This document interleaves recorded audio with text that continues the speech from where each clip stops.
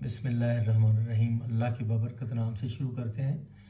Students, आज का lecture number हमारे पास 17 है। 16 तक पहले हो चुके हैं और चैप्टर अभी तक हमारा 1 ही चल रहा है और उसकी लास्ट एक्सरसाइज जो है रिव्यू से पहले जो है वो 1.3 है, वो चल रही है। उसका आज हमने 4 तक कर लिए थे। हमने आज करना है क्वेश्चन नंबर 5।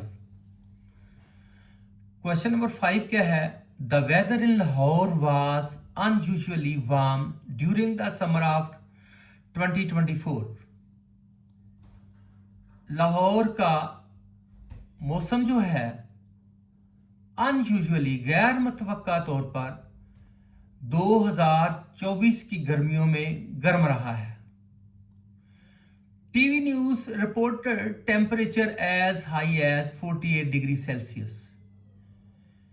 टीवी न्यूज ने जो हाईएस्ट टेम्परेचर नोट किया है समर का 2024 में वो 48 डिग्री सेल्सियस है। By using the formula F is equal to 9/5 C plus 32, find the temperature as Fahrenheit scale। ये जो F है ये फ़ारेनहाइट स्केल है स्टूडेंट्स, और C जो है ये सेल्सियस स्केल है। इस फार्मूले से हम सेल्सियस को फ़ारेनहाइट में चेंज कर सकते हैं और फ़ारेनहाइट को सेल्सियस में चेंज कर सकते हैं। आज जो हमारे पास टेम्परेचर है वो सेल्सियस में है, 48 डिग्री सेल्सियस। इसको हमने कन्वर्ट करना है जी फ़ारेनहाइट टेम्परेचर में। ये लिखा हो फ़ारेनहाइट स्केल में कन्वर्ट करना है। Find the temperature as Fahrenheit scale. तो सी आपका जो है इस वक्त बच्चे वो 48 डिग्री सेल्सियस है और F का फार्मूला मैंने आपके सामने लिखा है। F is equal to, formula लिखना चाहिए था पहले वाले, 9/5 C plus 32। F is equal to formula इधर मैं लिख देता हूं, पहले यहां आपको लिखना चाहिए था फार्मूला, चले इधर लिख देता हूं।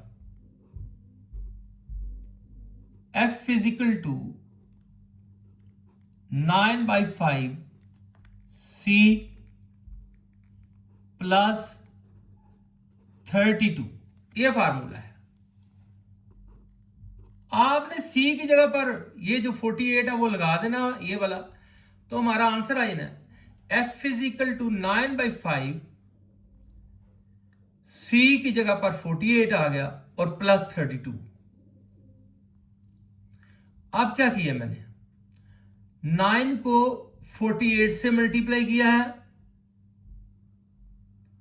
तो ये आ गया 432 और बाई 5।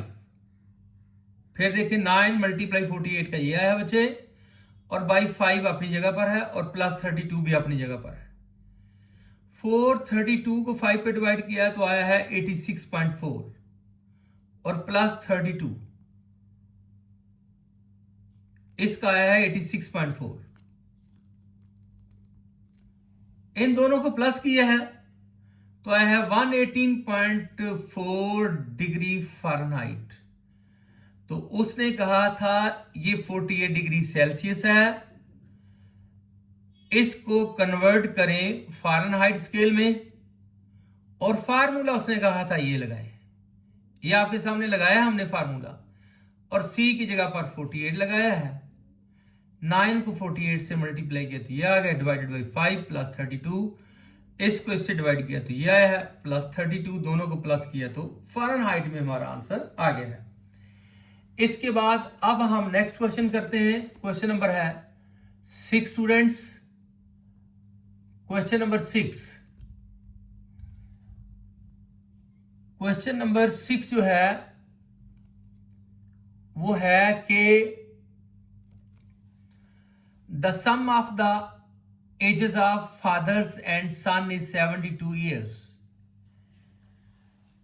बेटे और बाप की उम्रों को अगर हम प्लस कर लें, उनका सम ले लें, तो दोनों की एजेस मिलाकर 72 ईयर्स बनते हैं। 6 years ago, 6 साल पहले, the father's age was 2 times the age of son. कहता है कि 6 साल पहले ये कंडीशन थी कि बाप की उम्र जो है वो बेटे की उम्र से दुगनी थी, 2 टाइम थी उसका। मसलन बेटा अगर 10 साल का तो बेटा अगर 20 साल है तो बाप 40 का था। 6 साल पहले बाप की उम्र बेटे की उम्र से डबल थी। What was the son's age 6 years ago? तो फिर बताएं कि 6 साल पहले बेटे की उम्र क्या थी। पहले हम बेटा इस वक्त उनकी प्रेजेंट एजेस को लेट कर लेते हैं, यानी सपोज कर लेते हैं। Let present age of father be is equal to x year and let present age of son be is equal to y years. Father की एज को हमने प्रेजेंट जो है इस वक्त x ईयर कह दिया है और बेटे की उम्र को y ईयर्स कह दिया है इस वक्त। और उसने कहा इस वक्त जो उनकी एजेस का सम है वो 72 है। देन गिवन कंडीशन बाप की एज प्लस बेटे की age is equal to 72 years. इसको इक्वेशन 1 कह दिया हमने। अब 6 साल बाद का हमने देखना है कि 6 साल पहले क्या थी। 6 साल पहले 6 years ago the age of father was भी लिख लें बेटा यहां। 6 साल पहले the 6 years ago the age of father was x minus 6 years। इस वक्त x है ना, तो 6 साल पहले 6 साल कम हो जाएंगे, क्या हो जाएंगे x minus 6 years। 6 years ago the age of son was 6 साल पहले वाली बेटे की एज क्या थी, इस वक्त है y। तो 6 साल पहले जो थी वो थी y माइनस 6, यानी 6 साल कम हो गए ईयर्स।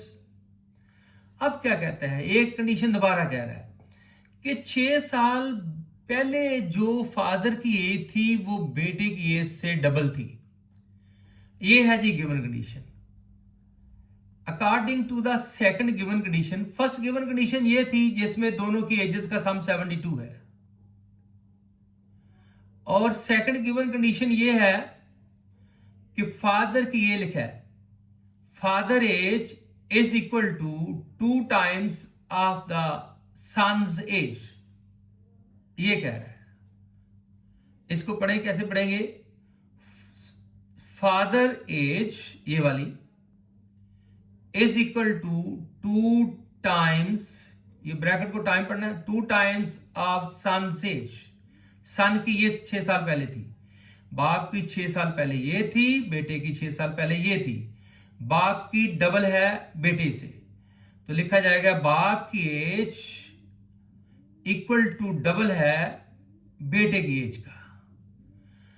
तो ये ब्रैकेट ब्रेक किया तो यहां आ गया 2y minus 12, 2 6 are 12, 2y minus 2 6 are 12। अब क्या करना है, x और y एक तरफ कर दें, ये x यहां रहने दें, ये 2y किसका है प्लस का, इधर आके किसका हो जाएगा माइनस का, और इज इक्वल टू यहां रह जाएगा माइनस 12 और ये इधर आकर प्लस 6। एक्स वाई वाले इधर कर लिए, x इधर रहा, 2y प्लस का इधर आकर माइनस का, 6 माइनस का इधर आकर प्लस का, इधर माइनस 12 है और माइनस 6 इधर आकर प्लस 6 होगा, और इन दोनों की कैलकुलेशन होगी minus 6। x minus 2y is equal to minus 6, ये दूसरी इक्वेशन बन गई है। पहली कंडीशन से ये इक्वेशन बनी थी और दूसरी कंडीशन से ये इक्वेशन बनी है। अब दोनों को मैं कर दूंगा सब्ट्रैक्ट, सब्ट्रैक्ट करने से x से x कैंसिल हो जाएगा, y का आंसर आ जाएगा, बेटे की एज आ जाएगी। फिर देखें आगे क्या करते हैं, तो सब्ट्रैक्ट इक्वेशन 1 and 2। ऐसा करने से बेटा एक्स एक्स के साथ कैंसिल हो जाएगा और वाई का आंसर आ जाएगा जो कि बेटे की एज है।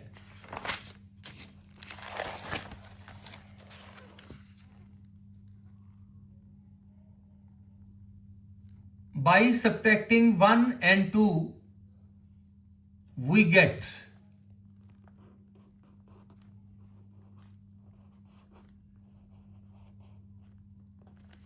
दोनों को सब्ट्रैक्ट किया है, पहली इक्वेशन को ऊपर रखा है, दूसरी को नीचे रखा है। और सब्ट्रैक्ट का आपको पता क्या है, नीचे वाली टर्म्स के साइन चेंज करने, ये प्लस है माइनस हो गया, ये माइनस था ये प्लस हो गया, और ये भी माइनस था ये भी प्लस हो गया। ऐसा करने से एक्स एक्स से कैंसिल हो गया है, प्लस 1y प्लस 2y मिलकर हो गए 3y, और इक्वल टू ये भी दोनों प्लस हो गए हैं तो ये बन गया 78। 3y इज इक्वल टू 78, 3 उधर जाकर डिवाइड हो जाएगा, y इज इक्वल टू 78/3, क्योंकि 3 इधर मल्टीप्लाई हो रहा है उधर आकर डिवाइड हो जाएगा, तो y इज इक्वल टू 26। ये बेटे की प्रेजेंट एज है, प्रेजेंट इस वक्त मौजूदा एज जो है वो बेटे की 26 है। उसने हमसे पूछी है कि 6 साल पहले बेटे की एज फिर क्या थी। 6 years ago the age of son was y minus 6, y की वैल्यू कितनी आई है 26, तो इसको लिखा गया 26 minus 6 is equal to 20 years। 6 साल पहले बेटे की एज उसने हमसे मांगी थी वो 20 साल है। इस वक्त बेटे की एज 26 years है, लेकिन 6 साल पहले कितनी थी, 6 साल कम कर दें तो 20 साल है उसकी। Question number 7, Mirha bought a toy for ₹1500 and sold for ₹1520. What was her profit percentage? Mirha ने एक खिलौना खरीदा है 1500 रुपए का और उसको 1520 रुपए का बेच दिया है। कहते हैं जी उसकी प्रॉफिट परसेंटेज बताएं, उसको कितना प्रॉफिट हुआ, उसकी क्या परसेंटेज है।